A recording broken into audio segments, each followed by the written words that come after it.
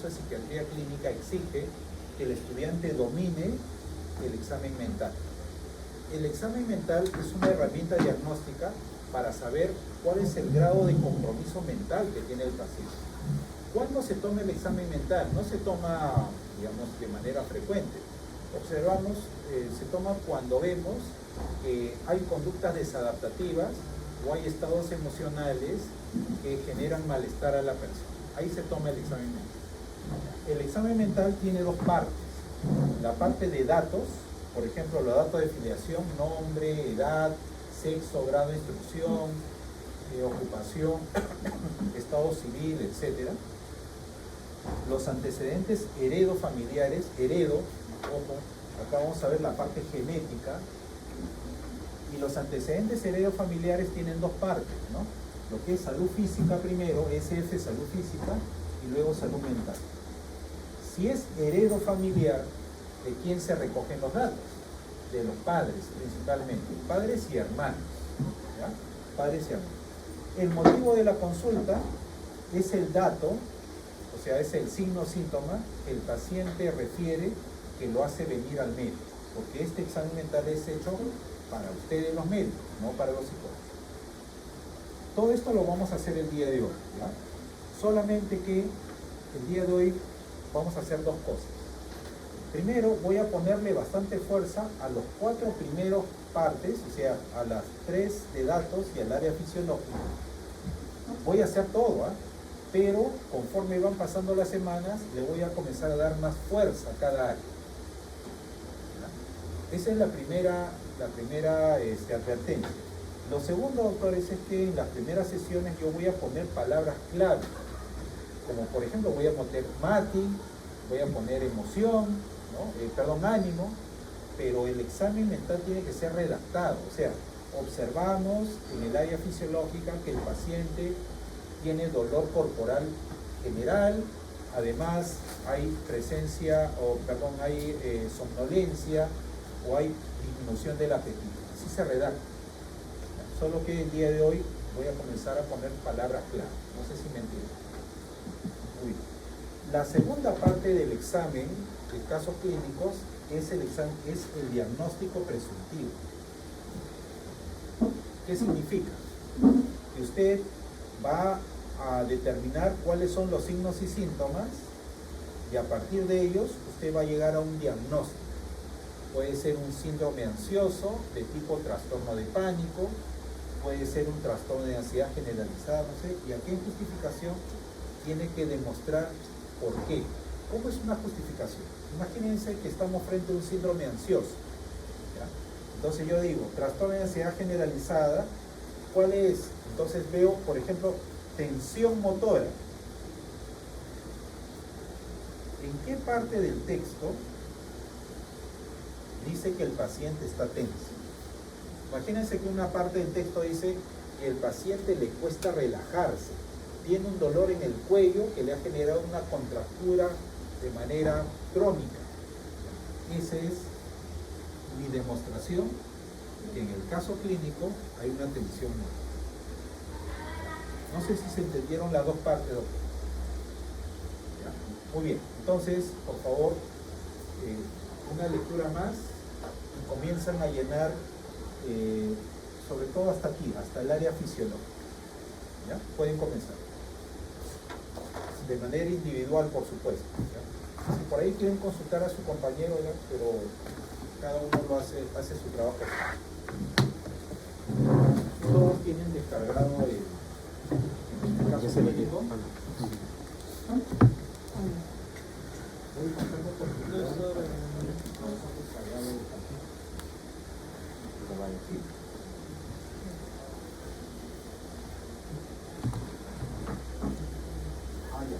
salud física primero, salud mental. Salud física es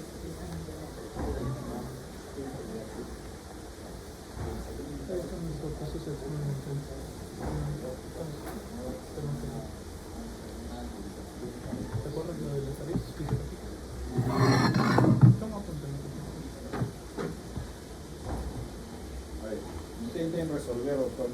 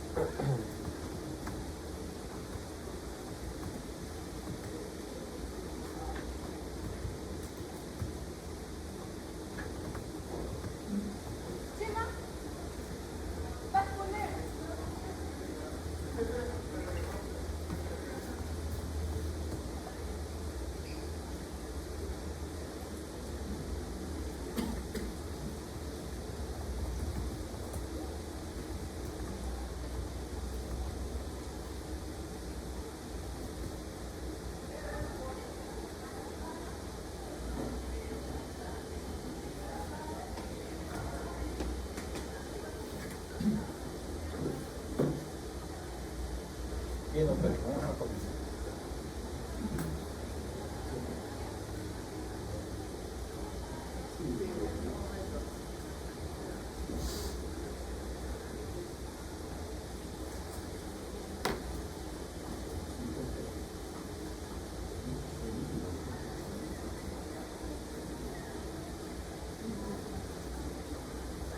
Bien, doctores, voy a avanzar, que nos queda media hora nada más.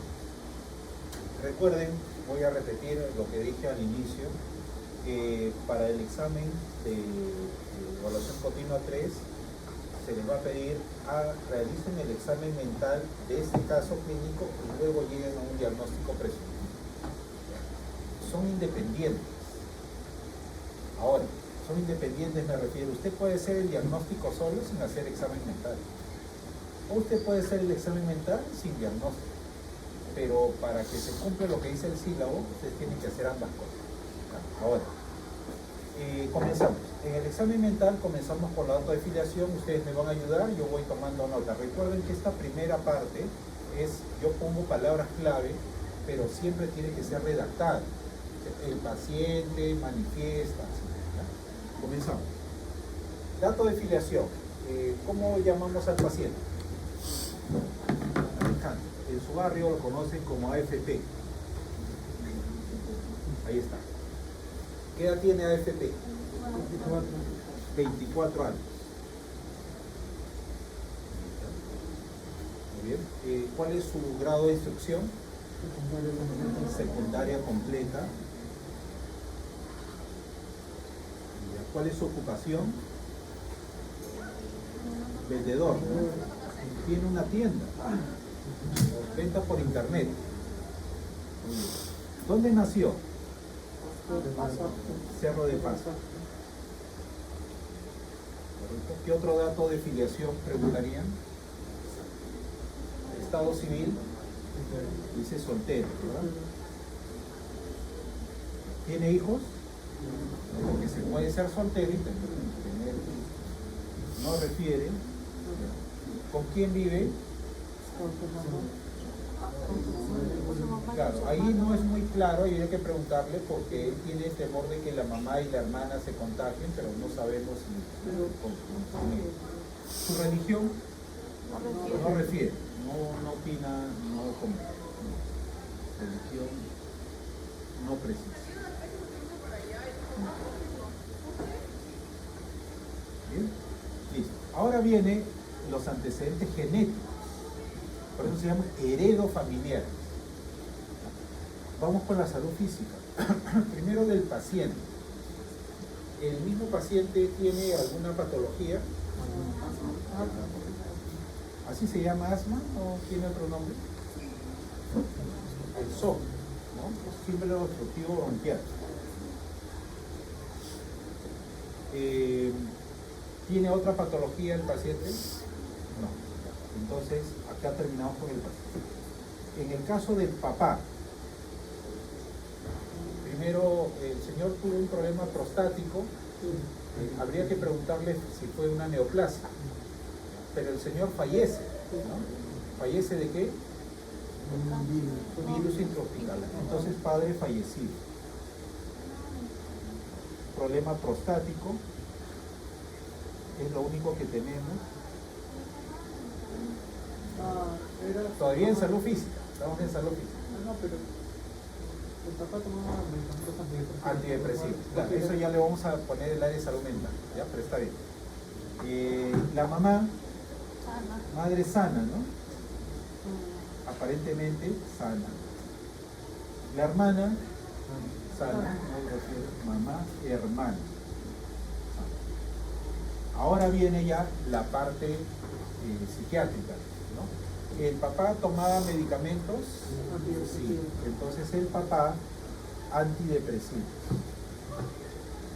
La mamá, no. La hija, la hermana, tampoco. Pero la tía paterna, tuvo sobredosis medicamentosa. Entonces la sobredosis habría que diferenciar si es una sobredosis autolítica o no autolítica. ¿No? Autólisis es cuando la persona misma tiene un interés, pero lo ponemos ahí. ¿Algún dato más antecedente heredo familiar? Ninguno, ¿verdad? Bien. Ahora viene el motivo de la consulta. ¿Ustedes ya llevaron medicina 1? ¿Están llevando? Están llevando. Entiendo que los médicos en el motivo de consulta no ponen diagnósticos anteriores, o sea, no podrían poner síndrome obstructivo bronquial. Lo que pone el médico es los signos o los síntomas que trae el paciente a esa sesión. ¿Por qué viene el paciente? Este caso clínico es atendido por un médico, o sea, por usted, no por psicólogo, por médico. ¿Por qué va el paciente a la consulta? ¿Por qué AFP va a la consulta? Porque se siente triste y siente... Ha tenido, dice, acude, consulta, por último día te vio, el último fue su padre, por lo cual se siente triste y al mismo tiempo culpable. Entonces podemos poner acá inicialmente tristeza y culpa. Pero vamos a ver durante la historia que se presentan otros términos también, como es el caso del miedo, ¿verdad? Pero también se repite, dice que cada vez que tiene unos pensamientos que le generan angustia, él no los puede manejar, pero son exagerados, sintiéndose triste y con tendencia al llanto. Entonces, se puede confirmar que sí, lo que él le llama la atención es que la tristeza aquí sería la causa o es el efecto. Es el efecto de una serie de pensamientos que lo ayuda a tener ciertas conductas. Ya hasta el momento vamos ahí. Entonces le estamos dando fuerza al motivo de la consulta, que sea un tema más de tipo anímico, tristeza. En el área fisiológica, doctores, nosotros vamos a complementar la información que hemos encontrado. Todo médico comienza con el área, bueno, todos los psicólogos también comenzaron con el área fisiológica. En términos de salud, siempre hay que ver tres aspectos: el apetito, el sueño y la presencia de dolor. En el paciente, en AFP, vemos cómo está el apetito. Correcto, entonces aquí, apetito disminuido. El sueño está alterado. Bien, ¿a qué nivel? Hay dos tipos de alteraciones. Por ejemplo, cuando el paciente no puede dormir, no puede conciliar el sueño, o cuando se despierta de manera abrupta. ¿Cuál de los dos será? Se despierta. ¿Quiere? Ininterrumpido, Ininterrumpido, correcto, y eso lo precisamos. ¿Y hay presencia de dolor? No, no refiere dolor. ¿Hay algún otro indicador fisiológico? No lo sabemos. Vámonos al área emocional. En el área emocional, doctores, siempre se evalúan dos aspectos. ¿Cuáles son esos dos aspectos? Lo hemos hecho el día de hoy. MATI, algún tipo de emoción. ¿Qué significa MATI? Miedo, alegría, tristeza y dignidad. Y el ánimo, el estado de ánimo. ¿Qué emoción base notamos en el caso de AFP? Hay miedo, ¿correcto? Ahora, ¿miedo qué? Miedo a contagiarse y a morir, ¿no? Y ese miedo es solamente para él, Para su familia. para la mamá y para el hermano. Entonces esto va en el tema relacional. Es decir, la angustia o el miedo que el paciente tiene, está relacionado a la mamá y la hermana. ¿Ya? Otra vez, el miedo a contagiarse y a morir.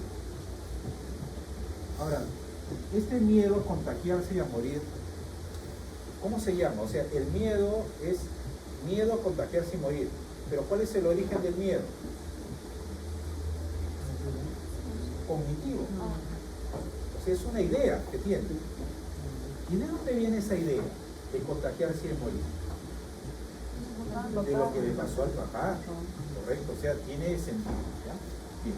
Ahora, también está la presencia de la tristeza. Este es el miedo a contagiarse y morir. ¿Qué pasa con la tristeza? ¿La tristeza es la causa o es el efecto? ¿Ya? Como efecto de darse cuenta que los miedos pueden estar presentes, pero son incontrolables, entonces el paciente se siente triste y tiende al llanto. Al llanto. Algo más. Esto es, mire, tristeza y es miedo. El ánimo es diferente, ¿no? ¿Cómo está el ánimo? Por ejemplo, a ver, hay anedonia. Vemos que el paciente trabajaba bastante, vendía y de pronto ha dejado de vender, ¿no? No hay un problema de anedonia. Hay presencia de un estado de ánimo abatido la mayor parte del día. Se queda en su casa, no sale a vender, a comprar, sale a comprar, ¿no? Tiene miedo, pero sigue haciendo sus cosas. Entonces el ánimo está conservado. ¿Sí, doctor?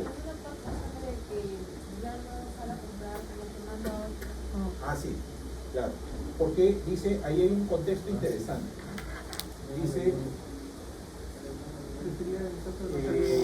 hace 4 días,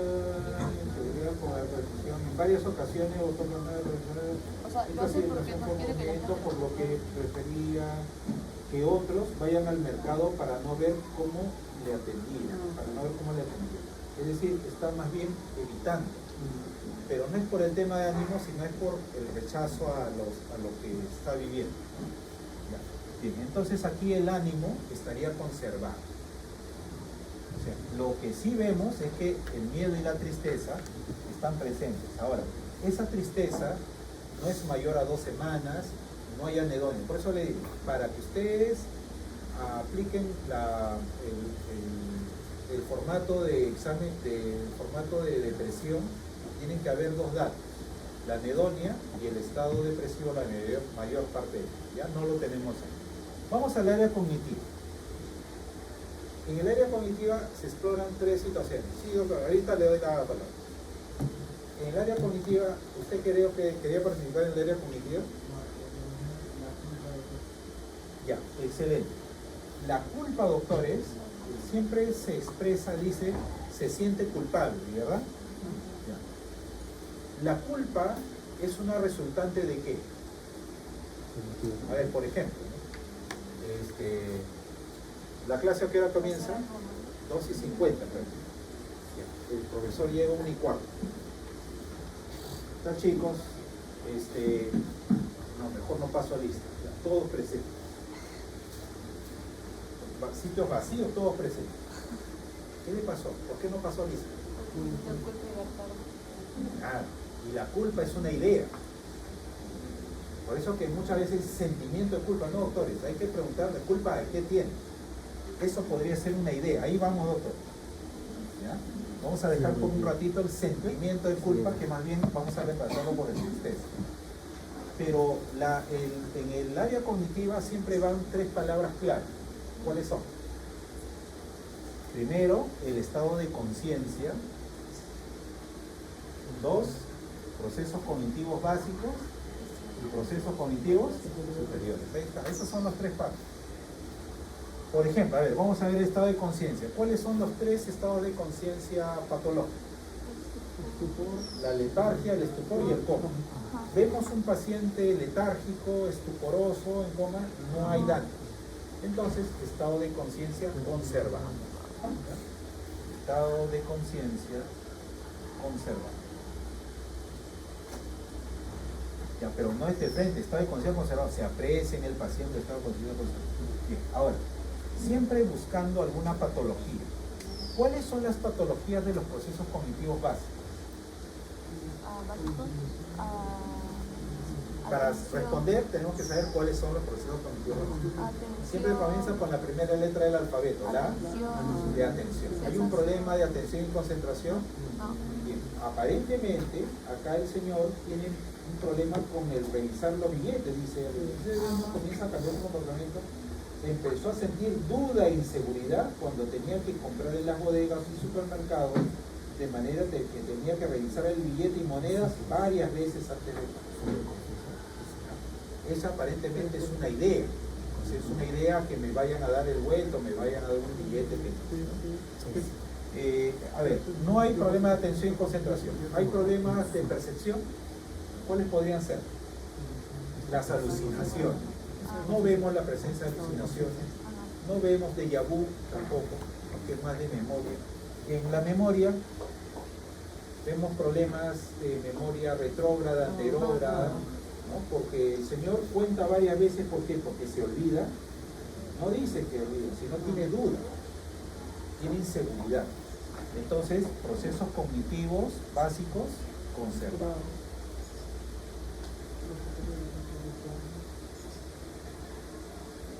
Y a nivel de procesos cognitivos superiores, ¿cuáles son los procesos cognitivos superiores que van a evaluar ustedes? Pensamiento, lenguaje. Pensamiento, lenguaje, inteligencia. Muy bien. ¿Cuáles son las patologías más frecuentes del pensamiento? Son dos. La obsesión y El pensamiento. sí. Cuando la idea es falsa, ¿Delirio? el delirio, correcto. Vemos presencia de una idea que se reitera siempre. ¿Cuál es? Hay una idea, correcto. Entonces ahí estamos viendo una obsesión. ¿Ya? Se observa la presencia de una obsesión. Recuerden que las obsesiones son de tres tipos. Pueden ser ideas, imágenes e impulsos. Las tres sí. ¿Ya? Acá es un impulso. Es un impulso que de pronto me da ganas de hacerlo. No vemos impulso. Vemos idea o imagen, probablemente la imagen del padre que está muriendo, no se sabe si está en agonía, pero por lo menos hay una idea obsesiva. ¿Ya? ¿Cuál es la obsesión? ¿Cuál es la idea? De contaminación. Contaminación y duda, ¿no? Perdón, duda y control, porque luego controla, dice, verifica que varias veces y regresa a su casa para ver si está todo en orden. Bien, ahora, miren, yo he puesto acá síntoma principal. El síntoma principal que nos anima a hacer el examen mental es su tristeza. ¿Vale? Estamos explorando. Pero, ¿qué hace cuando tiene esas obsesiones? ¿Cómo se llama esa conducta que realiza después de una obsesión? La compulsión. ¿Cuáles son las compulsiones más frecuentes? Lavarse las manos, ya, uso de guantes, bañarse, e incluso utiliza lejía, creo, ¿no? Una vez dijo. Ahí está. Es decir, cuando la persona perdón, tiene la idea de que se va a contagiar, se lava las manos, se usa guantes, se baña, uso de lejía. Bien, ahora, ¿a quién afecta ese miedo? También al paciente, aquí hay que agregar al paciente, a la mamá y a la hermana. Finalmente, en el área contextual, ¿dónde ocurren los síntomas? Esos síntomas que lo llevan a lavarse las manos y a verificar varias veces. Ya, primero en el mercado, o sea, vamos a ponerlo aquí en el mercado, y luego en la casa, ¿verdad? No nos dice que tiene el mismo TOC cuando está vendiendo su producto, no lo refiere al área laboral. Bien, hasta aquí, doctores, ¿cuáles son las áreas críticas? Se denomina área crítica donde hay síntomas.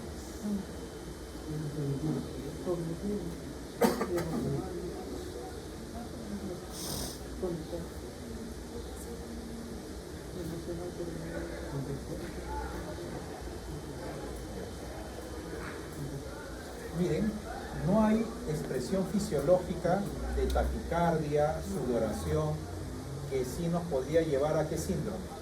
Ansioso. Vean allá la...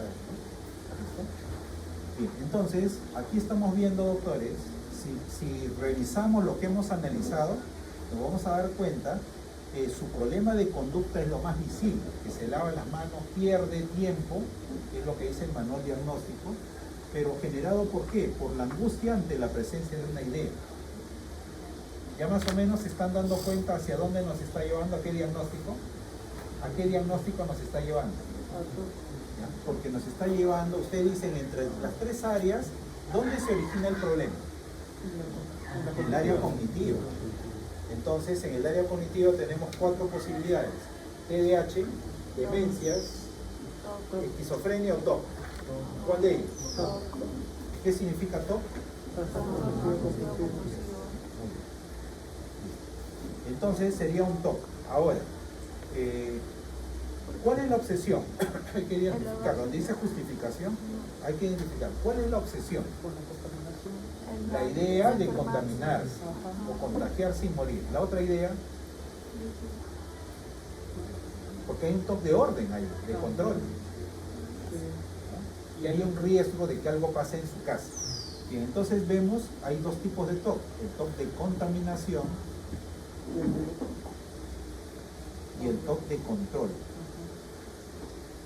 Voy a poner en la diapositiva para que ustedes vean. A los 22 años, nuevamente vuelven los pensamientos de duda, inseguridad y contagio y contaminación, así como actos de repetición y comprobación. En varias ocasiones botó carne de res ante la duda e inseguridad de que era carne de cerdo. Y entonces dice, prefería quedarse en casa y no salir a la calle para no tocar la manija de la puerta de la baranda de los carros. Se lavaba varias veces las manos. Entonces hay un TOC de contaminación y un TOC de control. ¿Qué nos dicen los manuales diagnósticos? Para que sea TOC hay 3 párrafos. El primer párrafo es de la obsesión. Puede ser una imagen, una idea o un impulso. Aquí tenemos frente a una idea. También podríamos comprobar que se trate de una imagen, la imagen de morir del papá, ¿verdad? Y también vemos el TOC de control. Segundo, ¿cuál es la compulsión? Y lavarse frecuentemente las manos. ¿Y qué dice el tercer párrafo? La temporalidad. Por lo menos el paciente emplea 1 hora diaria en realizar ese tipo de acción. Aquí aparentemente es más de 1 hora. ¿Ya? Entonces, estamos frente, doctores, a un trastorno obsesivo compulsivo.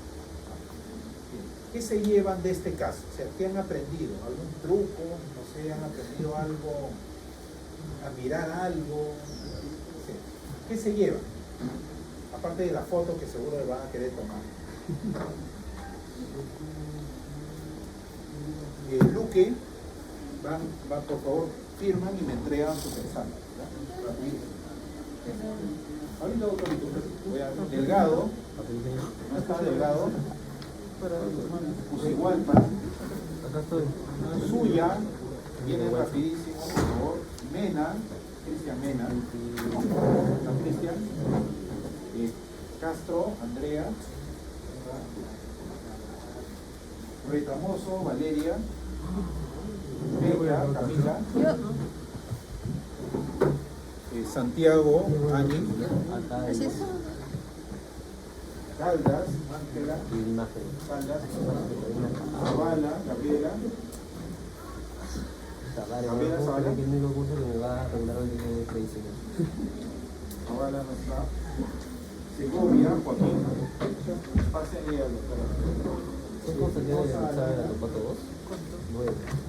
Irena, Pero es más que el promedio de tu salón. Tu promedio del salón fue 5, creo. Quinto, Sí. ¿Cómo sabes eso? Yo a sé la brevedad, todo. doctores, porque ya Yo sé todo. porque ya va a llegar Gómez, Lucy, Dávila, Dafne, ¿Cuánto era el máximo? Creo que eran 15. 6. Oh, está bien. 12 de 15. Chistoso. Por un momento creí que era 12 de 20. ¿Qué tal te fue a ti? Zabaleta, Dávalos, Solórzano, Condori, Alani, Araujo, Cindy, Grágida, Gárate, Raíz,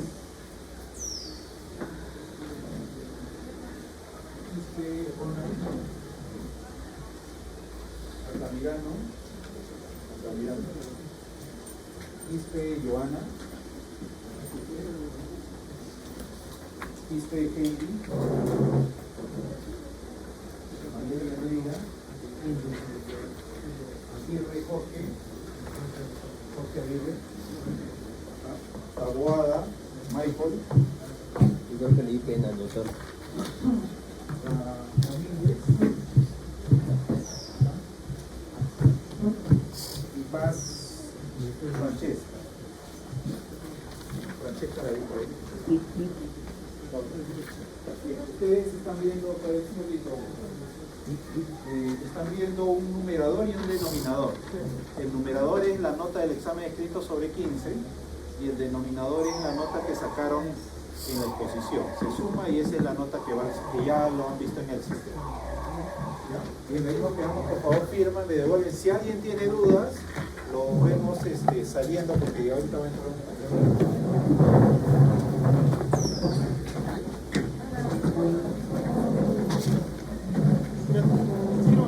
Tienes 16 chistoso.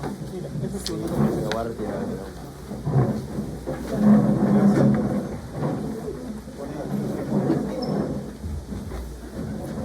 Ponen aquí, por favor. Si tienen alguna duda, me espera, si no lo ponen. No se lleven los exámenes, los tenemos que comprobar. Gracias. ¿Llegas a grabar lo que hizo? Sí, Ahí lo puedes pasar. sí, pero pasa allá.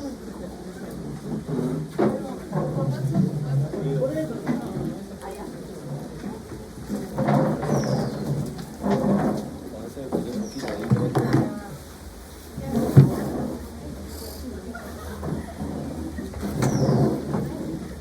¿Sabes? Se me permitió aquí. Una pregunta que Herrera y paso. Yo ahí no saqué todo bueno. El bicho estaba bien. ¿De verdad te equivocaste en todo?